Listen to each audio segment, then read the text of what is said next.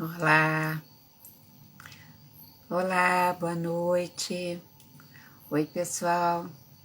Olá, todo mundo seja bem-vindo. Oi, oi. Boa noite, então.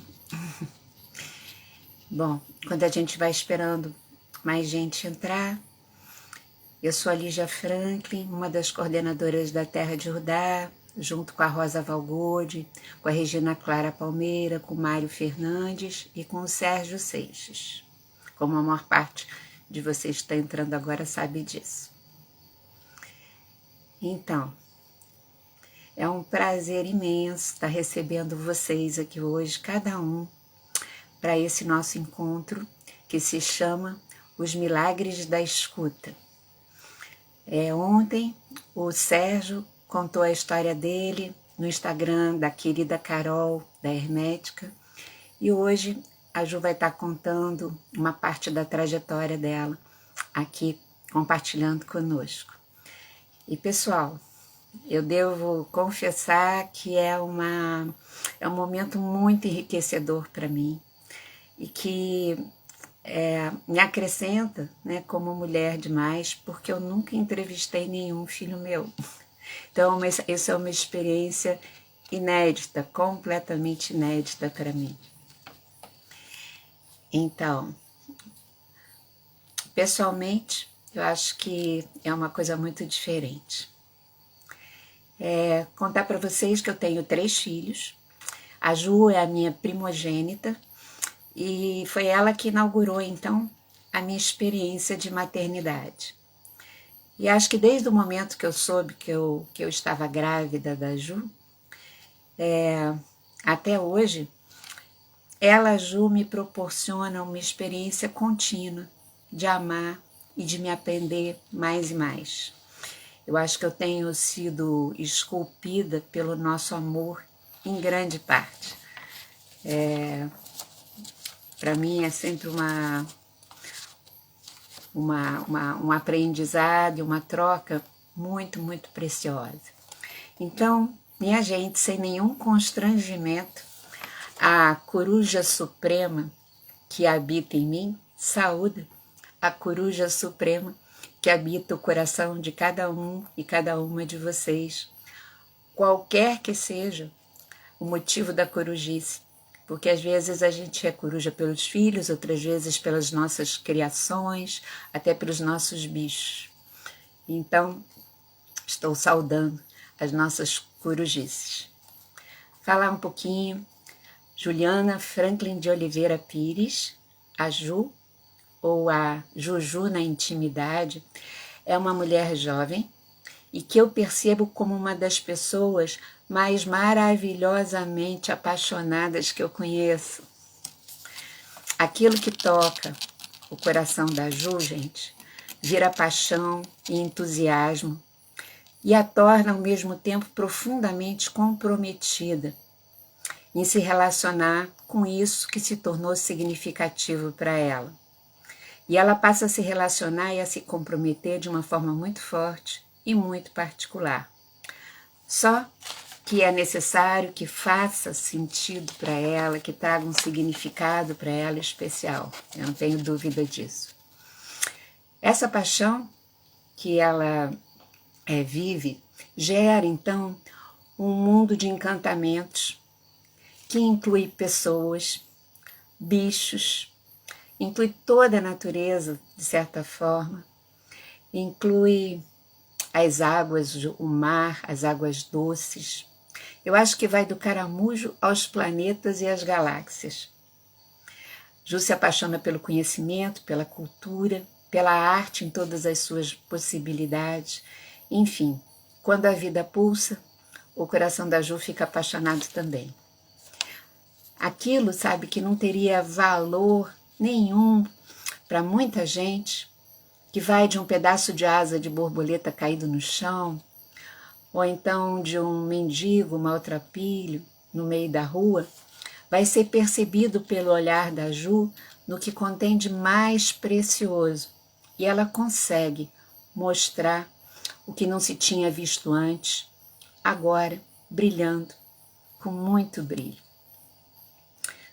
Conviver com a Ju, eu digo sempre, é se surpreender. E que se Caetano Veloso tivesse ouvido a risada da Ju, ele ia ter que fazer uma música. Uma música que teria como nome Quero Ouvir a Ju dar sua risada, porque a risada dela é contagiante e é revitalizante. Queria contar para vocês também, na minha corujice, que a Ju traz no seu trabalho aquilo que ela vive no contexto pessoal dela, mas que irriga e nutre o nosso mundo objetivo e visível do cotidiano, com quem ela compartilha as coisas que ela desenvolve. Eu acho que ela alimenta a alma para que a alma, alimentada, gere e crie vida fértil no dia a dia. Mas sabe, eu sou testemunha ocular muito genuína e honesta do quanto esse mundo mágico e mítico da Ju é ancorado, porque o que eu vejo é que a Ju estuda, lê, cria, experimenta e trabalha o tempo todo para honrar o lado capricorniano dela, porque ela é Capricórnio, e ela faz isso no seu cotidiano. Com certeza ela faz a magia acontecer, mas só depois de muito trabalho e dedicação mesmo assim. A ponto, nós moramos aqui num sítio, acho que muita gente sabe, numa zona rural. Então, às vezes, sábado à tarde, para descansar de uma árdua semana, a Ju vai passear na estrada para distrair. Isso tem acontecido muito na pandemia.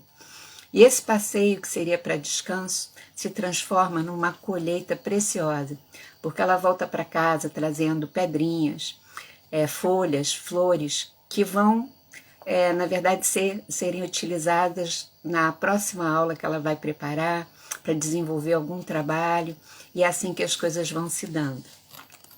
A trajetória da Ju é bem longa, vai desde a menina que pintava camisetas e tênis para vender, e que também fazia aula de teatro, não só aula, mas fez peças, inclusive, de forma muito apaixonada na escola. Daí ela foi para a faculdade de comunicação, fez mestrado. A trajetória dela inclui, de maneira fortíssima, as histórias, os mitos, a literatura, as memórias, até ghostwriter. A Ju foi. Havia um senhorzinho que queria muito transformar a vida dele num livro e a Ju fez o livro. As histórias indígenas brasileiras e os indígenas mesmo se relacionam com a vida da Ju completamente, dentro daquele apaixonamento que eu falei antes. Arte contemporânea, o mundo das imagens, o trabalho nas comunidades, Nós do Morro, na Maré. Ju já trabalhou em escolas para crianças, escolas particulares e escolas públicas. Fez workshops para adultos e para idosos. A psicologia, a alquimia também a apaixonam. Apresentações em teatros ela fez, rodas de histórias fez e faz, parcerias, tem trabalhos publicados, tem um livro que eu acho encantador, uma história, junto com a Ana Gibson, querida. Tem um trabalho lindo também com a Ana, com a Ruth, Casói, Poranduba. Faz curadoria de histórias, para quem quer trabalhar com histórias, ela vai ajudar a escolher as melhores para aquele trabalho. Direção de performances. É muita coisa, gente. Olha, se precisar para inspirar alguém cantar, a Ju canta. Se para inspirar precisar dançar, ela dança. São muitos os assuntos, eu acho, para compartilhar com vocês. Mas eu sinto que o que move a Ju, o que move centralmente a Ju, é a poética das relações. A poética das relações é o que a inspira. E o centro dessa poética é a relação de cada ser consigo mesmo e com a construção do seu estar na vida. É aí eu acho que a Jo entra com seus talentos para ajudar a despertar novos modos, novos mundos dentro de cada pessoa com quem ela entra em contato. Tudo nela fica a serviço de cada pessoa se experimentar e navegar pela sua cosmologia pessoal. Só que vai sendo instrumentalizado pelas bússolas, pelos mapas, e também pelo esse prazer contagiante que eu acho que a Jo traz de descobrir e habitar cada um no seu próprio mundo, mas em partilha. Eu acho que inspirar cada pessoa a viver é isso que move a Jo. Eu excluí, por incrível que pareça, ainda muita coisa, eu tenho certeza, mas a Jo mesmo acho que vai poder conversar com a gente agora um pouco e contar por ela própria, partes, na verdade, da sua trajetória, que eu espero que seja um momento bem feliz nossos, todos juntos aqui ouvindo a fala da Jo. Pode entrar aí, Jo. Jo.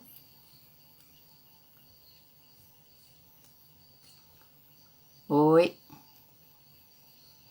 Jo, você tem que fazer o pedido para que eu possa te adicionar aqui para você vir conversar com a gente. Hein, Juju? Oi.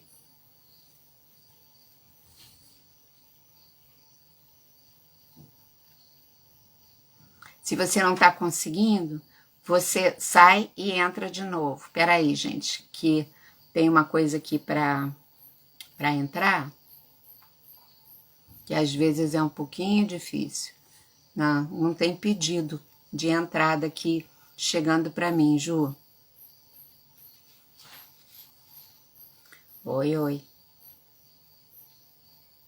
Ju, obrigada pelos coraçõezinhos, gente. Agora sim. A Ju pediu, peraí.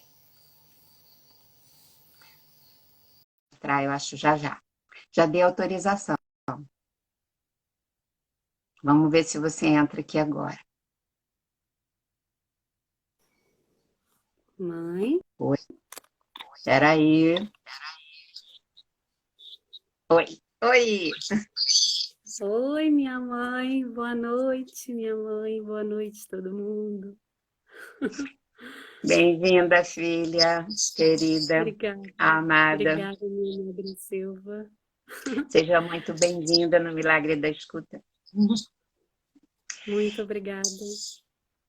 Obrigada, Então, mãe, por essa apresentação tão linda. Eu estou emocionada. Fiquei aqui com vontade já estava transbordando. Obrigada mas eu por falei só a verdade, não inventei me nada. enxergar dessa maneira tão bonita. Muito obrigada. Fala você agora, se apresenta você, querida, você mesmo, né? Do seu jeito. Eu acho que eu vou tentar não me apresentar depois disso, eu vou tentar a vida inteira honrar a sua apresentação.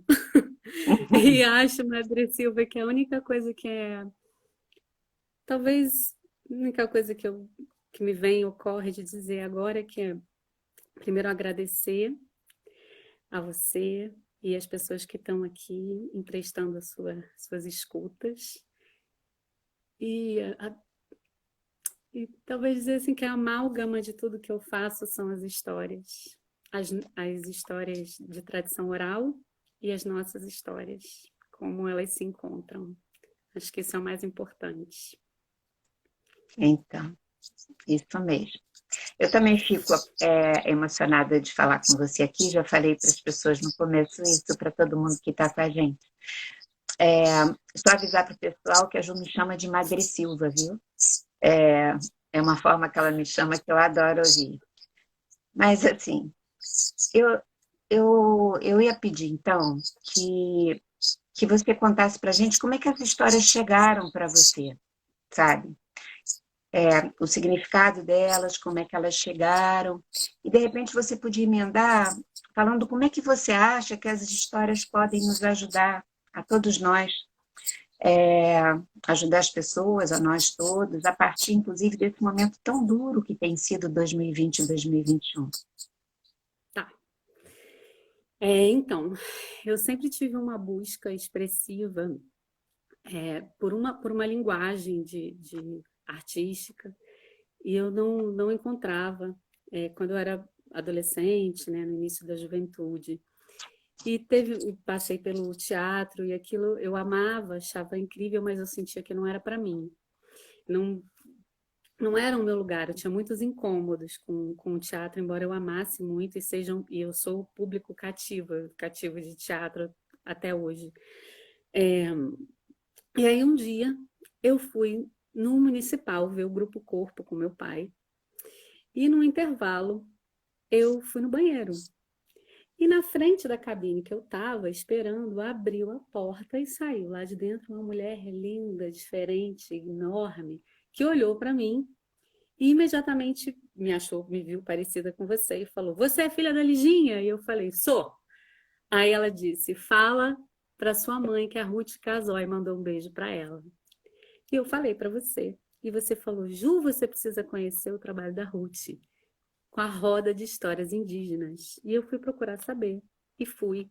E por acaso acontecia numa salinha, num espaço chamado Laboratório do Imaginário Social em Educação, no prédio da Faculdade de Educação na UFRJ, do lado de onde eu fazia a Faculdade de Comunicação Social. E ali eu fui. E fiquei completamente arrebatada. Eu estava com 19 anos e eu fiquei muito arrebatada. Eu já amava mitologia, mas eu não tinha nenhuma relação, um conhecimento muito pouco de relação com as narrativas dos povos originários do Brasil, e eu fiquei completamente arrebatada pela beleza das narrativas. E não só pela beleza das narrativas, mas porque eu fui sentindo ao longo dos encontros que tinha na simplicidade do narrar, do acontecimento narrativo, tinham muitas camadas, muita coisa acontecia ali. Eu fui vendo que eu comecei a acessar a minha história e questões minhas que de outra maneira eu não conseguiria acessar que não fosse pela poesia das histórias. E eu via que isso estava acontecendo também com as pessoas em volta do meu lado, em volta com meus companheiros de grupo, né, que coordenados todos pela Ruth, e eu pensava, nossa, então eu estava percebendo que então contar e ouvir histórias era também uma maneira de cada um contar a sua própria história, se reinventar e se ampliar. Aquilo também me deixou muito sensibilizada, muito maravilhada, e era ao mesmo tempo um mergulho em mim e um caminho de desenvolvimento também. E depois, eram tantas coisas também, era uma forma de eu, muito sábia, delicada e profunda, de eu fazer contato com a sabedoria dos povos, que não fosse um antropologuês chato, mas um lugar onde a nossa humanidade se encontra. E também uma maneira de fazer contato com aquilo que é inexplicável, com o mistério. Era uma abertura para um mistério de uma maneira que me toca, que faz sentido para mim, né? Com aquilo que eu não explico, mas que o meu coração sabe. E também porque nas narrativas tem uma qualidade de encontro, de silêncio, de troca muito fina, muito refinada. E vi outras coisas também que não estão me ocorrendo agora, mas de repente, eu vi que eu não podia. A minha vida estava caminhando junto com as histórias. E foi assim que elas chegaram. Eu me senti muito escolhida pelas histórias. E com relação ao que você falou, perguntou, né, de como as histórias podem ajudar hoje a gente nesse momento. É uma pergunta imensa. Tem muitas pessoas que trabalham escrevem sobre a potência das histórias. A gente podia ficar aqui muito tempo falando disso, mas... E eu sou apaixonada por isso também, tanto que eu fiz um livro com a Ana, que é uma história, é um livro sobre histórias. Eu adoro falar sobre as histórias. Mas para mim, em qualquer situação, as histórias são uma verdadeira medicina. E elas são curativas porque elas são, a priori, porque elas são simbólicas, metafóricas, poéticas, elas são abertas a cada pessoa fazer as conexões que precisa fazer para si mesmo. A Ghislaine Matos, que é uma grande mestra das histórias, né, ela me apresentou um ditado que diz que contar histórias é como oferecer o mesmo pão, mas cada um come o seu pedaço.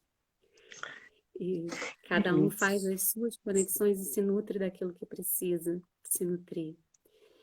E hoje, as histórias no nosso tempo também dentro da virtualidade e com todas as questões que nós coletivamente estamos enfrentando, acho que um primeiro lugar que me ocorre agora é que ouvir contar histórias é muito nutridor. É um colo, é como se é quando a gente vive uma experiência da infância da humanidade, que a gente pode se nutrir e cuidar. Contar e escutar histórias, para mim, também é um gesto de amor, que passa por cada um, por nós cuidarmos uns dos outros, por a gente cuidar da nossa própria história, e da nossa humanidade. E mesmo que seja uma história lida, eu estou falando agora das histórias de tradição oral, se a pessoa está lendo sozinha, tem essa qualidade também, porque para uma história de tradição oral chegar até a gente, sabe lá quantas pessoas viram que aquela história era um tesouro e trabalharam para que aquela história chegasse até aqui hoje? Sim. Isso é amor. Né? Isso por si só já é um bálsamo para os nossos tempos e para qualquer tempo também. E falando além do que também, no momento da história, a gente baixa o tom de voz, a gente experiencia a pausa, o encontro, o silêncio, o tempo da subjetividade, o tempo do era uma vez, e esse lugar do era uma vez onde tudo é possível, onde a gente pode criar outros mundos e sonhar outras realidades. Isso também é um lugar que faz das histórias extremamente curativas. E as histórias também têm uma estrutura narrativa, né, de início, meio e fim, tem uma linha em que a história se desenvolve. E essa linha, por mais louca que a história seja, a história tem uma lógica. Por mais absurda, ela tem uma lógica interna, intrínseca. E essa lógica dá um alívio.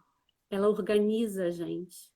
Ela ajuda a gente a perceber a conferir algum sentido e a viver uma experiência de sentido a partir da história.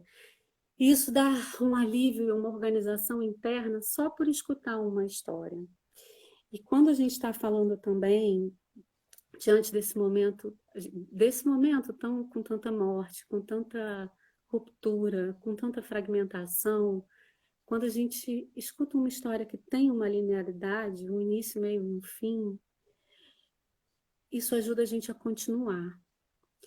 Teve um tempo que, junto com a Fabiana Geraldi, com a Luciana Silveira, com a Ju Geraldi e a Vitória Bersan, a gente, do Balaca, a gente atendeu um grupo de crianças refugiadas do Congo com arte-terapia, e um dos recursos, a gente fez um processo com eles por 2 anos.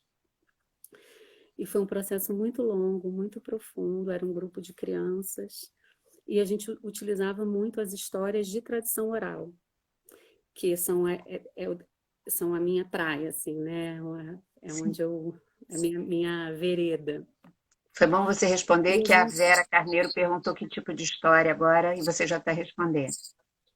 Uhum. Sim. Tá. E a gente e são crianças que sofreram uma fragmentação, uma ruptura, um trauma muito grande, né? E num determinado momento desses 2 anos de processo, a gente levou uma história que você conhece muito bem, e muitas pessoas conhecem também, que é a história da Vassalissa, que no final a Vassalissa tem uma boneca, né, que é passada de geração em geração, que ela ganhou da mãe dela.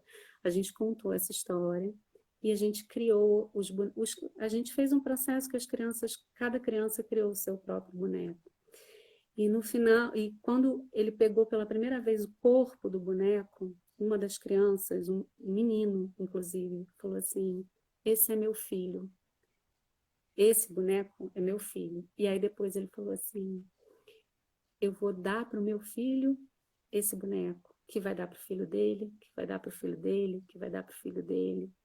E ali alguma coisa diferente aconteceu com essa criança, porque a gente viu que uma história pôde continuar a ser contada, uma vida Hum. podia continuar a ser vivida a partir dali. Então, esse fio, essa estrutura narrativa, que é absolutamente simples, é extremamente profunda e curativa também. E eu também penso que no tempo de hoje, né, trazendo para a sua pergunta, toda a história conta um processo de transformação, que a gente começa de um jeito, o personagem ou os personagens começam de um jeito, passam por um percurso, por uma situação e terminam de outro. E eles passam por uma travessia. E eu gosto das histórias com final feliz, que os personagens terminam de uma maneira mais integradas, de uma maneira mais potente, mais criativa, né?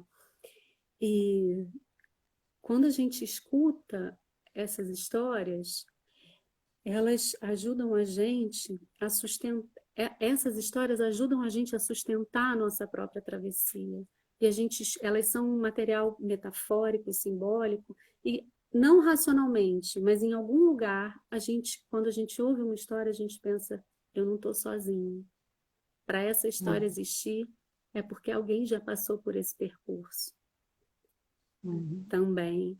E isso também alivia, isso também traz amparo e traz sustento para a nossa luta. E eu acho Uhum. também que são muitas coisas, assim, eu penso também que as histórias ajudam a gente a criar um mundo interno, de simbólico, poético, metafórico, ajudam a gente a viver poeticamente. E isso ajuda a gente a criar recurso para enfrentar com mais coragem, com mais preparação, com mais estrutura interna as nossas adversidades. E eu também sinto que as histórias trazem esperança. Não num final feliz, idealizado, distante, mas que existe um lugar de mais integridade dentro da gente. Um lugar que pode ser visitado, vivido, experienciado, construído. E elas ajudam a gente a recuperar uma credulidade, uma crença na gente mesmo, no outro, na vida. Só escutando. E quando a gente tem a possibilidade de mergulhar numa história e fazer um processo com essa história, aí é uma maravilha.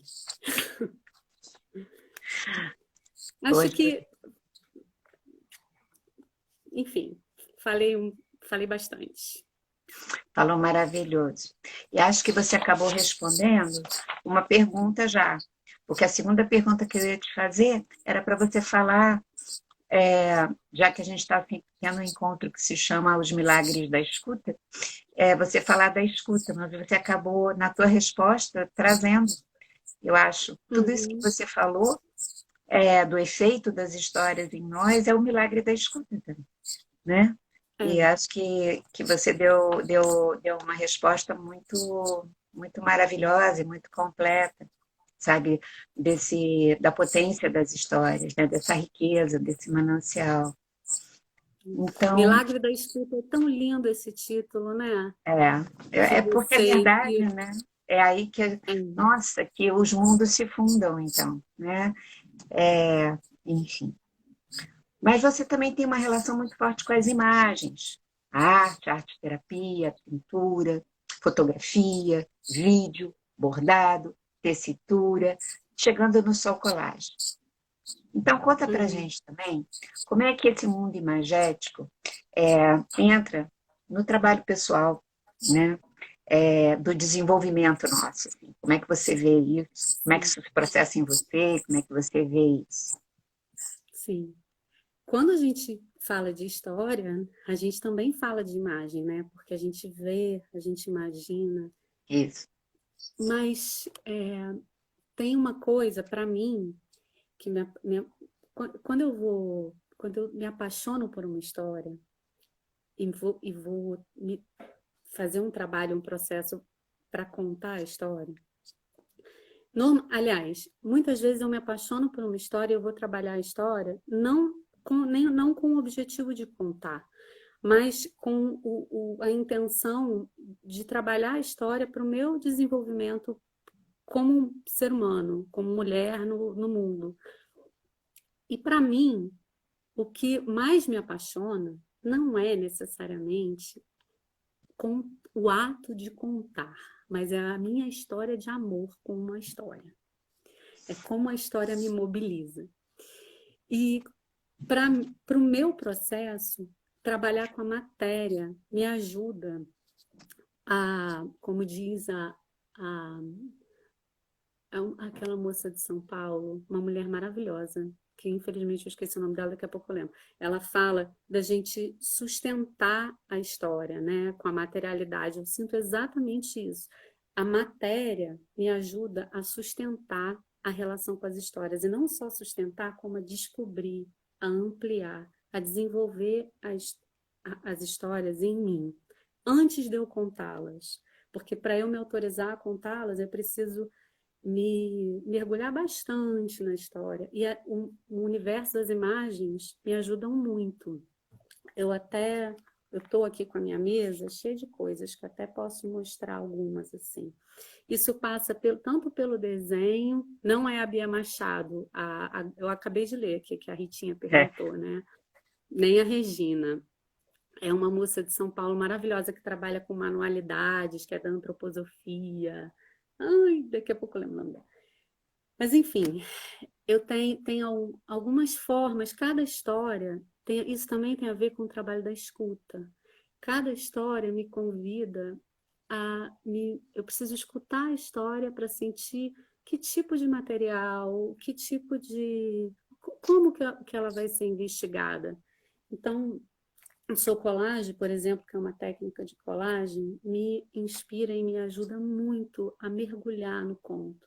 Porque você cria as colagens e depois você deixa a imagem falar com você. Você deixa a imagem se apresentar. Então, aqui, por exemplo, eu tenho algumas, não sei se dá para ver. Essa é uma colagem um dos meus cartões, está com a luz, né?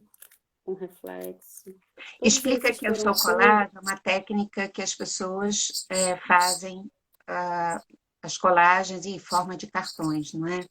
Sim, sim. É uma técnica intuitiva de colagem que a gente desenvolve, você faz o seu próprio baralho que você só pode jogar para você mesmo. É uma consulta, um oráculo pessoal.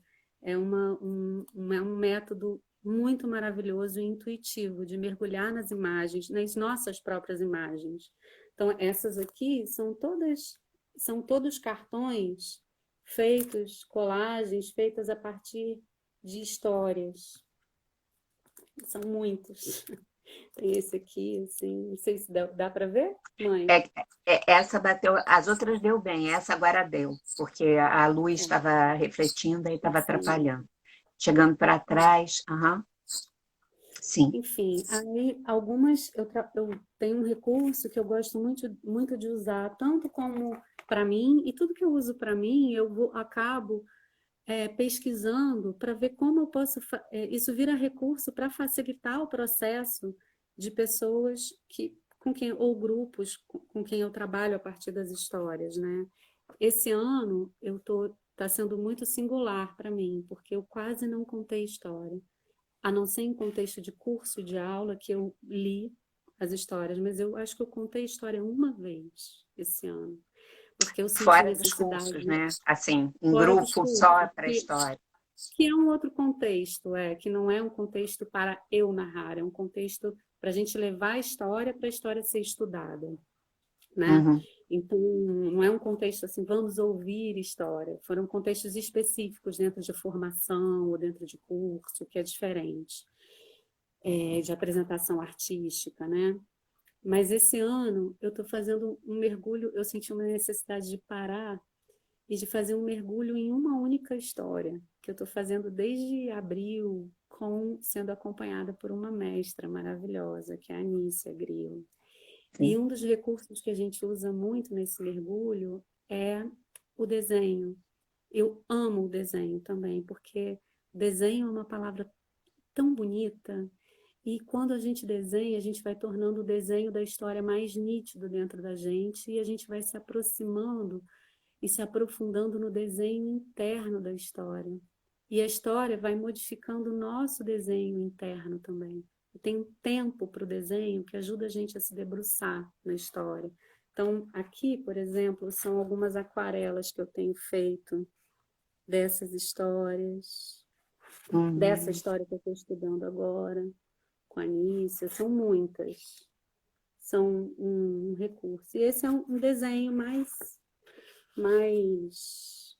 enfim, mais desenho mesmo, né? Assim, com a qualidade da tinta, que já muda tudo também, não é desenho seco. E aí, por exemplo, nessa experimentação com a matéria, eu cheguei à conclusão que essa história, eu não tenho a menor pretensão de contar ela, eu tenho só para fazer um trabalho pessoal, que essa história é azul e amarela. E aí eu comecei a fazer uma investigação com as cores, que você tem acompanhado muito de perto.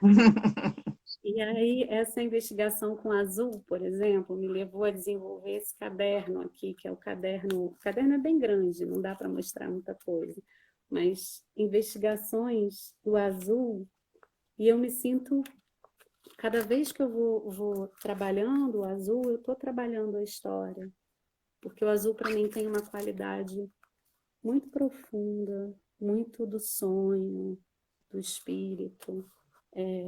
Deixa eu ver aqui alguma que seja mais. Aqui são algumas tessituras, a pintura. Tudo isso faz parte da pesquisa do conto, que faz parte da pesquisa de mim, que faz parte da pesquisa das histórias e de como eu vou levando as histórias para o outro, né?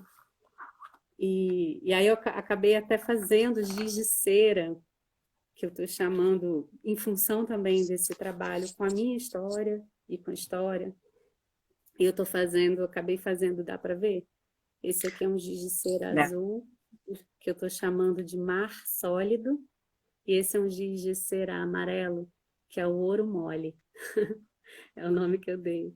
E nesse processo de investigação é plástico, porque eu sinto que as histórias falam muito da nossa plasticidade também, a nossa capacidade de transformação. E mexer com esses materiais plásticos também me ajudam a me abrir mais e mais para a história me esculpir, que nem você falou no início, para eu ser esculpida, moldada, desenhada pela história. Eu sei, Mãe, eu coisa estou mais. falando muito, não sei quanto tempo que a gente tem mais, não, nem quanto tempo a Não, gente já falou. eu estou cuidando aqui para isso, você está falando coisas que eu acho que são super importantes. E sabe, gente, tem uma coisa que a Ju tem feito as tintas, né? Então tem sido um processo alquímico aqui em casa que até Deus duvida, uma maravilha. As coisas viram tinta, sabe? Viram pigmentos, né? Que a Ju faz virar. Então é uma coisa muito, muito incrível.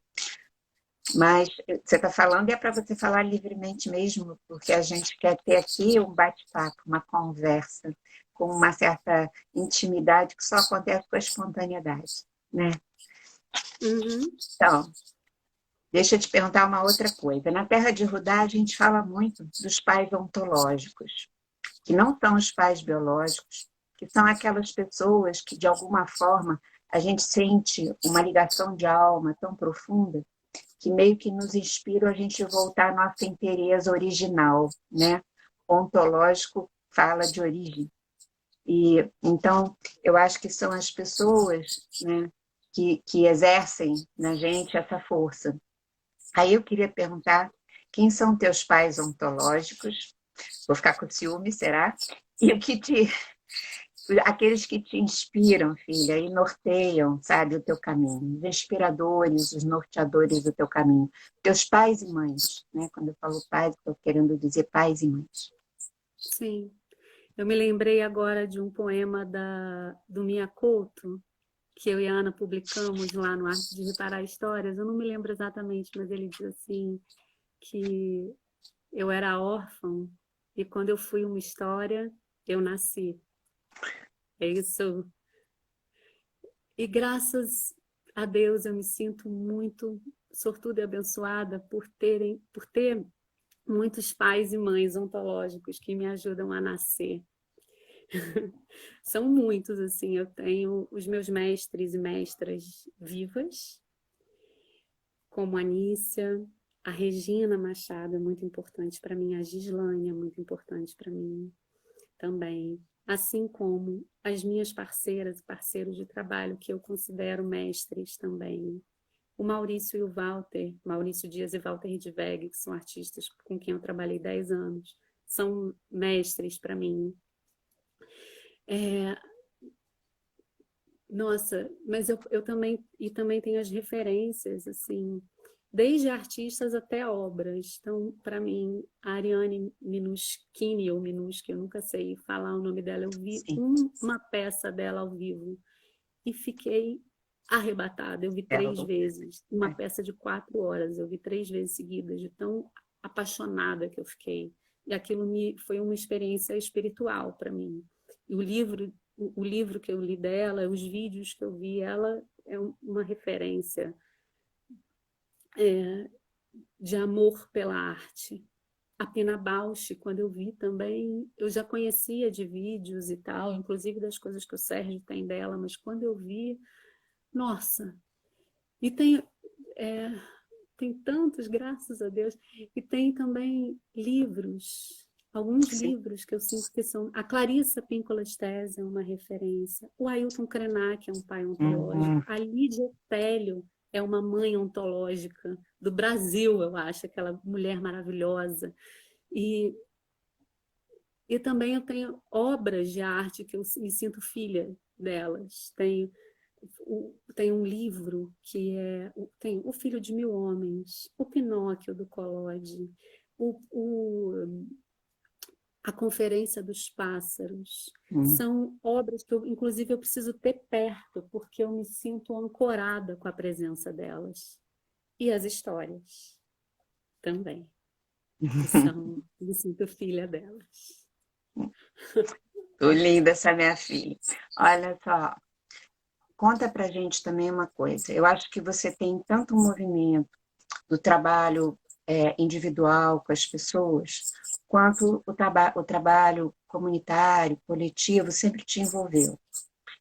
Você podia compartilhar com a gente um pouco desse teu trabalho nas comunidades, e se você puder juntar e contar daquele trabalho que você fez quando você trabalhou na Maré, com as marcas das casas, um trabalho Tá, plástico, sabe? Porque eu sim. acho que isso tudo nesse momento é bom que a gente fale, nesse momento Brasil, Uhum. essas coisas. Tá. É, eu, o ser contadora de história tem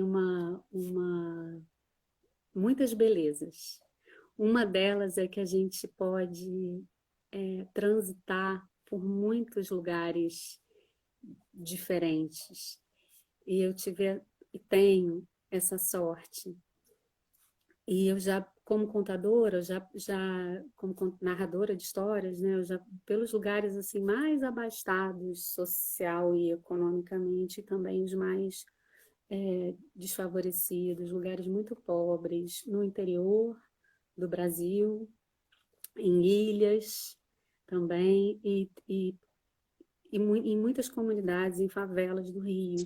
E uma delas que eu trabalhei por 2 anos foi na favela da Maré, como contadora de histórias pela Rede de Desenvolvimento da Maré.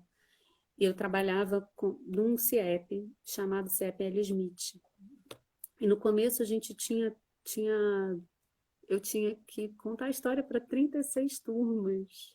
Depois a gente Eu lembro. foram para 18, depois para 16, e a quantidade de experiências, eu senti que eu me formei como contadora de histórias na Maré. E são inúmeras histórias que surgiram dali, né? E isso me marcou muito profundamente. Eu ia 3 vezes por semana para Maré, além das outras comunidades que eu já trabalhei bastante também. E na Maré, a questão do tráfico é muito intensa. Na época que eu estava, especialmente, estava muito intensa. E a gente convive com os pais dos alunos, com os alunos, e meus amigos todos que moram em comunidades. E a questão dos tiros, eu era muito... Enfim, todo mundo é muito atravessado por isso, né? E eu ficava muito impressionada com tudo isso, e eu tinha um desejo sempre de levar essa questão para além dali, para além daquele contexto.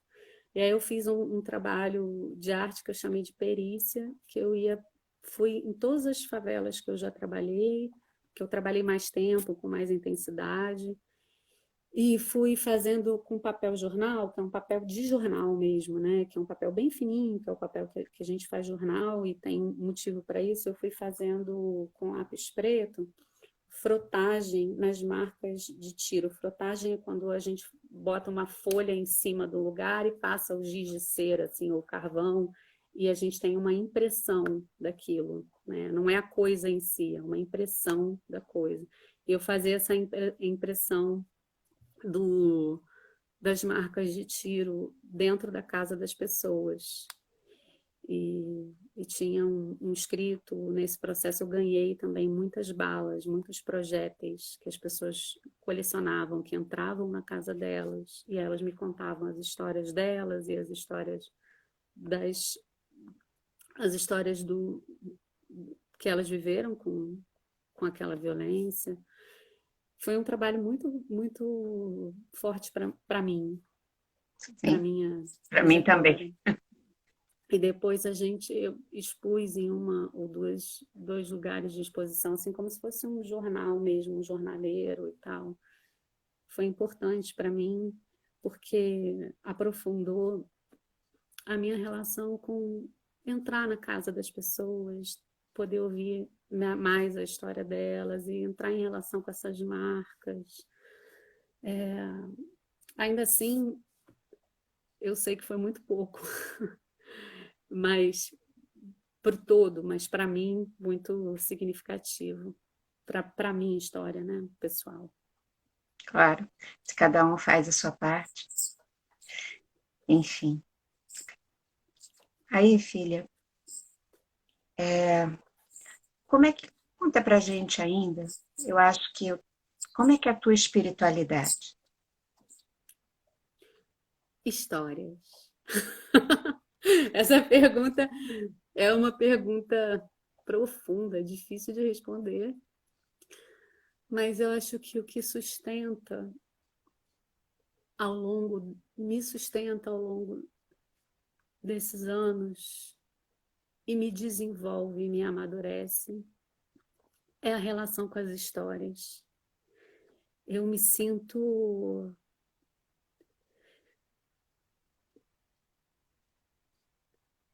rezando quando eu Sim, estou num processo de amor com uma história, mesmo quando a história está me levando para lugares mais difíceis de mim e da vida também. Eu sinto que através delas, elas são um caminho para mim. E um caminho que me colocam também em contato com outros mestres. Mas elas são um meio, um caminho de desenvolvimento. Sim, Eu não sei se eu consigo falar mais do que isso agora. sim. Eu acho que para mim, eu entendi, acho que, né, as histórias tocam num lugar que é um lugar sagrado É, e quando eu e inspiram Ana, esse lugar dentro, né? Eu penso que é é, assim, esse, né, que a gente vai além, a gente se amplia e, e amplia os significados do nosso estar, de nós mesmos, da vida e espiritualidade, na verdade, é esse processo da gente se virar cosmos, eu acho. Acho que é sim. isso, né? Quando eu e Ana, a Ah, gente estava escrevendo o livro, Uma História, Uma História, Uma História, a gente falava disso.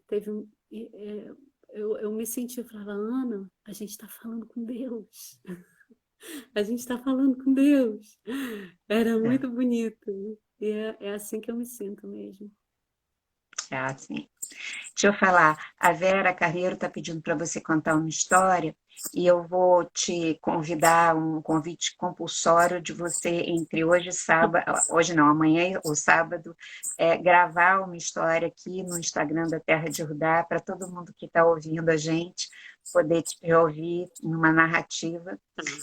Por quê? Porque a gente tem um horário, agora a gente vai começar uma certa coisa regressiva, porque Correr. não, para não cair a nossa live e eu poder salvar. Tá. Então, aí você está compulsoriamente convidada a contar uma história aqui no Instagram da Terra de Rudá, que aí cada um no seu tempo pode entrar para te ouvir fazendo a tua narrativa, tá? Sim, sim. Bom, deixa eu perguntar ainda uma coisa.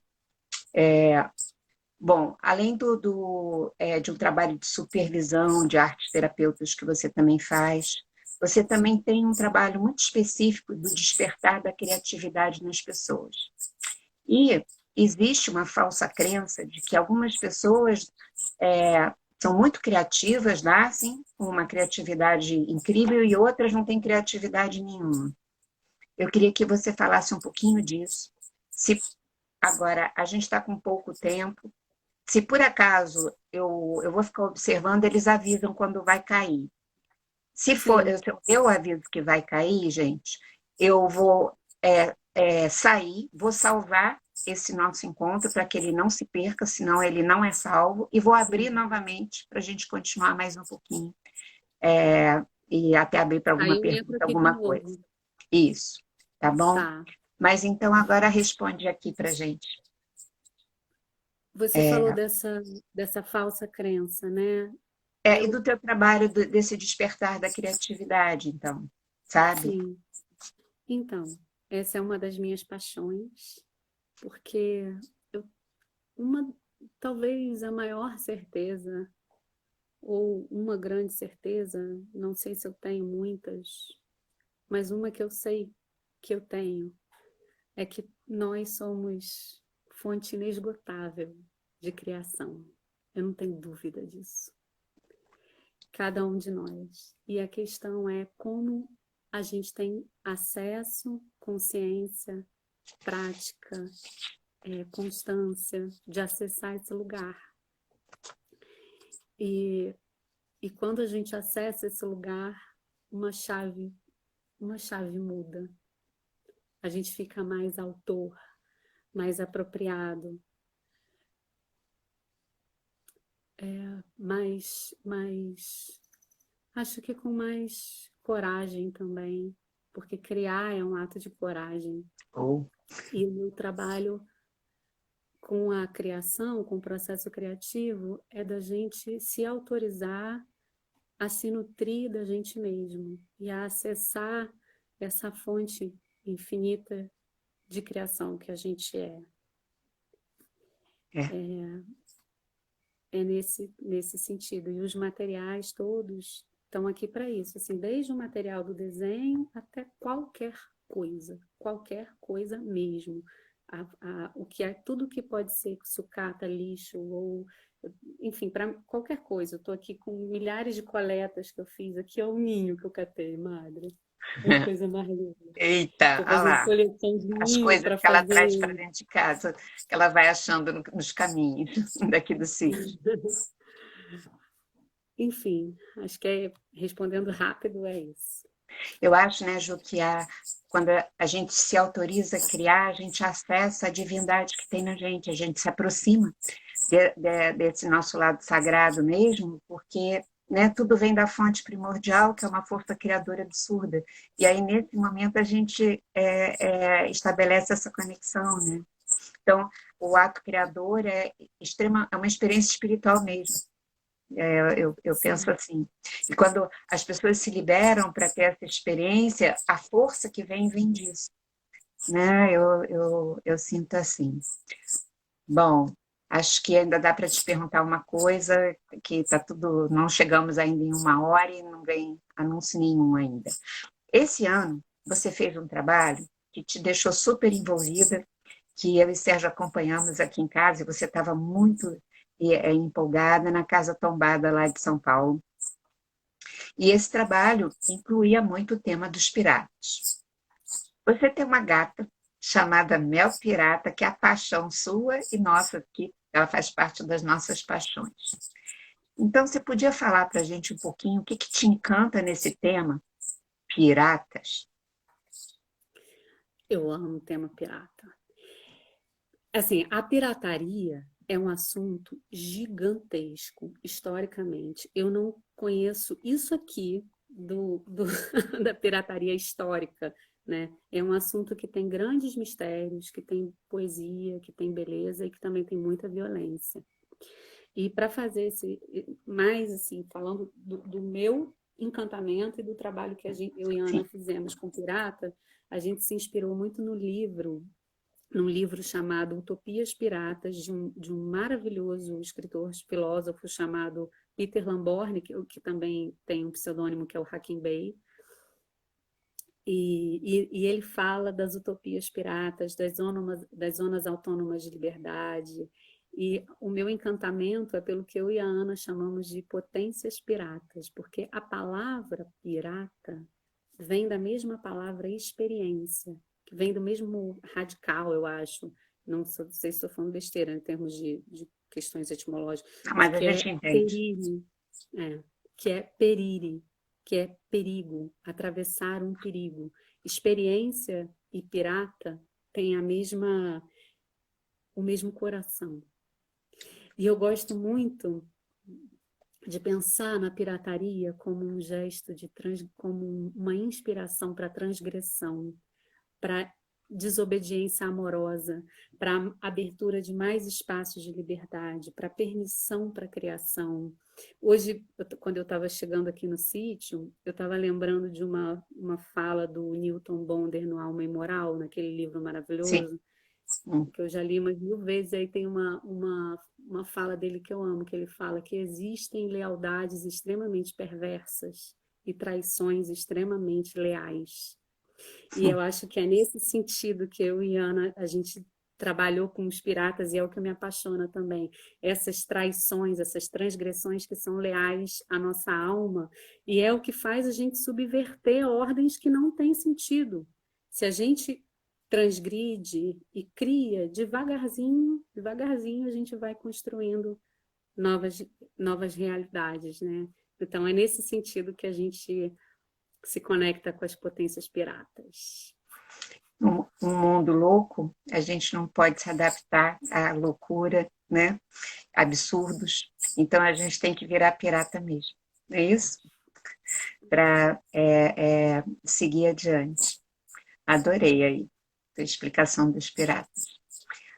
Bom, eu acho que ainda dá para a gente continuar. Você tem hoje 2 trabalhos que eu gostaria que você falasse um pouquinho, um no Bálaca e outro o Olho Mágico. Se você puder falar um pouquinho deles. Sim, o Bálaca é uma escola de arte, é um espaço de arte que se chama Bálaca Arte e Consciência, é dirigido pela Fabiana Geraldi, que é maravilhosa. Tem o Bálaca Social também, que faz um trabalho de arte-terapia, de arte-educação com crianças e mulheres. Lá no Balaca tem muitos cursos livres de criatividade, de processos criativos, de narrativas e de outras linguagens, e também as formações em arte-terapia, onde eu sou professora também, junto com outros professores de quem eu sou muito fã e grata por estar com eles nesse processo, além das alunas, que são, em sua grande maioria, mulheres e maravilhosas, todas muito entregues para o processo de formação. E é um lugar, agora abriu uma nova sede lá na Barra, conheçam, é um lugar que está lindo, que oferece um conteúdo de uma qualidade profunda, sensível, muito formador para o nosso olhar, para o mundo, para a gente mesmo. É o Balaca. E o Olho Mágico é uma plataforma, é uma página no Instagram que é um projeto da Alessandra Castrup, da Xandinha, que a gente faz uma curadoria de histórias de tradição oral. A gente tem uma palavra guia, agora a gente está na palavra cura, e todas as histórias que a gente escolhe têm a ver com essa palavra guia e convida um narrador, ou um arte-educador, ou alguém que é apaixonado pelas histórias para narrar uma história. E a gente desenvolve conteúdos que são pílulas poéticas para ajudar os professores, todos os educadores, pais também responsáveis que acessam, a desenvolver aquela história com as crianças. É voltado para a criança, mas é para a criança também de todas as idades. E agora a gente também está convidando profissionais para falarem sobre seus caminhos na relação com as palavras guias, né? O Olho Eu Mágico sei, está bem né? bonito, bem poético. Eu acho um trabalho lindo, sabe, gente, porque nasceu na pandemia, né? A Xandinha ficou muito preocupada como fazer com as crianças, né, durante esse caminho todo, né, que a gente vem vivendo. E aí veio essa ideia do Olho Mágico, que é uma página do Instagram, e que eu vivo entrando lá para ouvir, para ver, porque eu acho muito inspirador para crianças de qualquer idade, como disse a Ju, né.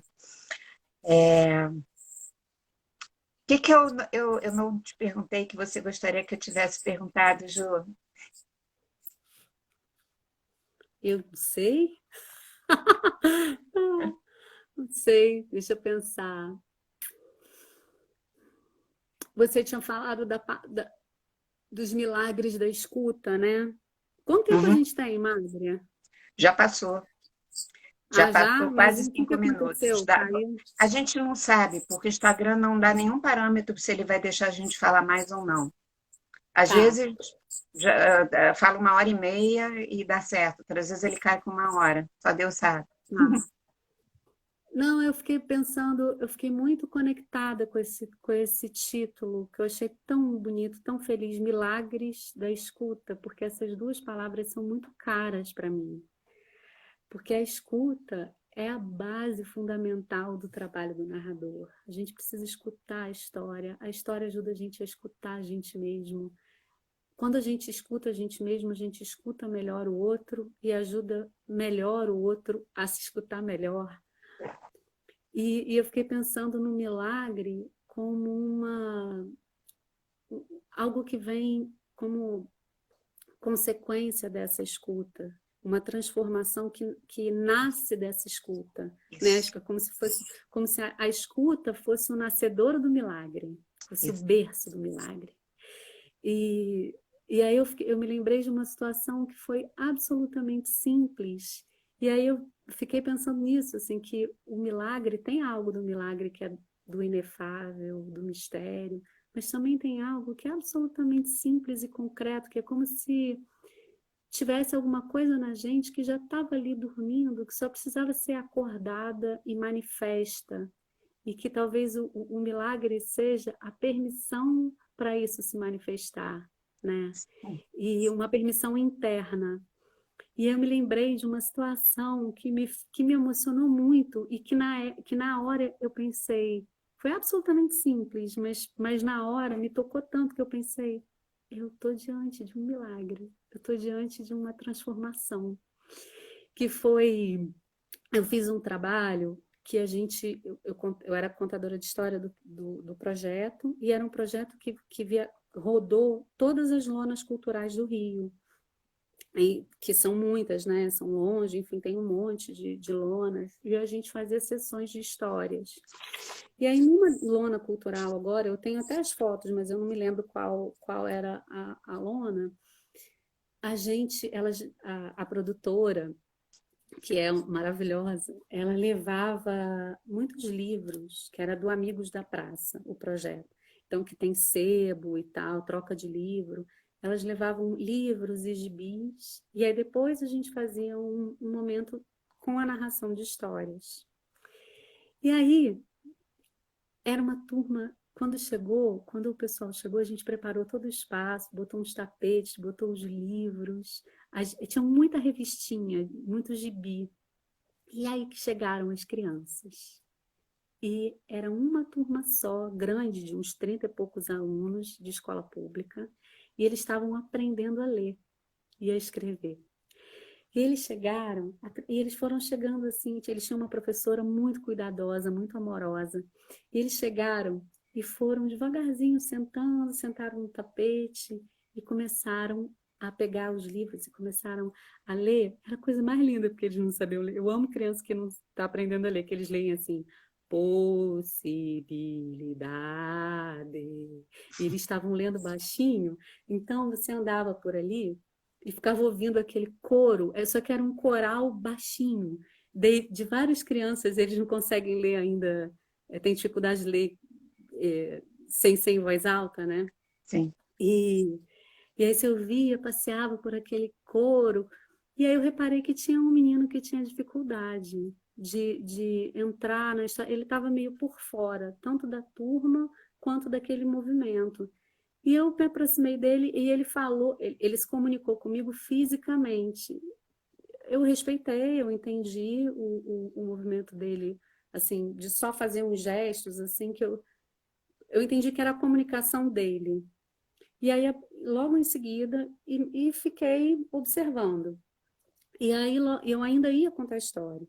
E aí, logo em seguida disso, a professora veio até mim, e muito cuidadosamente, ela explicou, ela contou que aquele menino tinha muita dificuldade de ler, de escrever e de falar, por questões emocionais sérias, por alguns comprometimentos sérios, que ele quase não falava, que ele tinha muita dificuldade de ler e que muitas vezes algumas crianças da turma faziam bullying, implicavam com ele, mas de uma maneira geral a turma era cuidadosa com ele.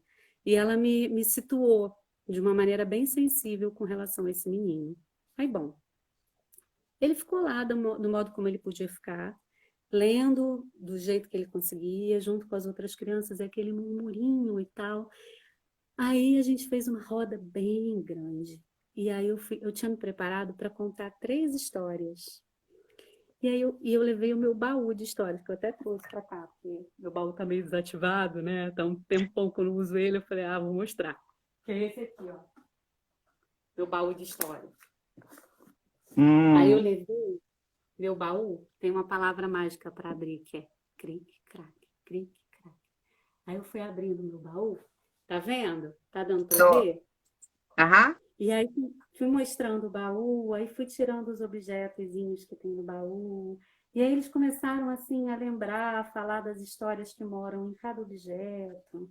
Aí tirava esse aqui, por exemplo, é o dedal. Aí aqui tem um apito de passarinho. Enfim, tem palavra mágica para fechar também. Crack, cric, crack, cric.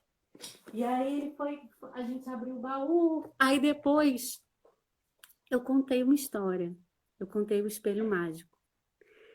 E quando eu terminei de contar o espelho mágico, um menino olhou para mim e pediu para contar de novo.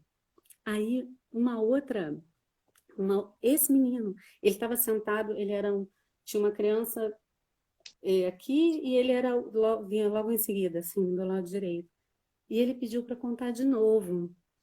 Eu fiquei tão surpresa com aquilo, mas aí a fala dele gerou eu já fiquei surpresa, a professora também arregalou os olhos e me olhou já emocionada.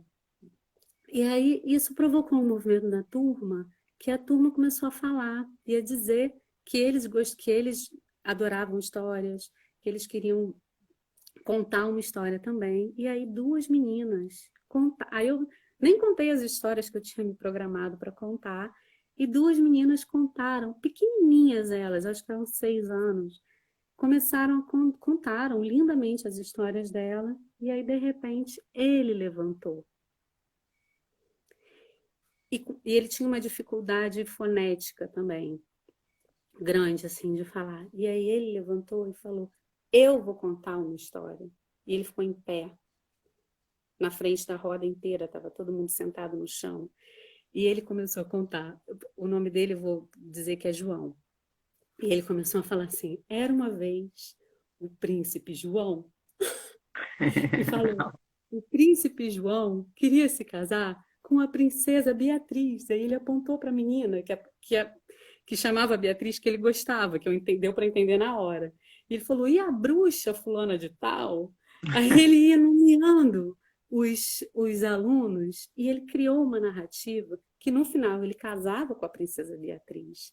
E ele era o protagonista.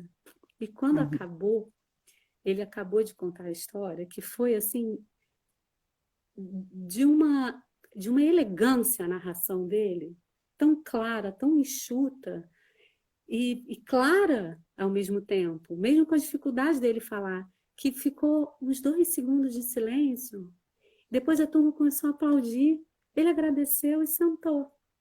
Foi assim, absolutamente simples.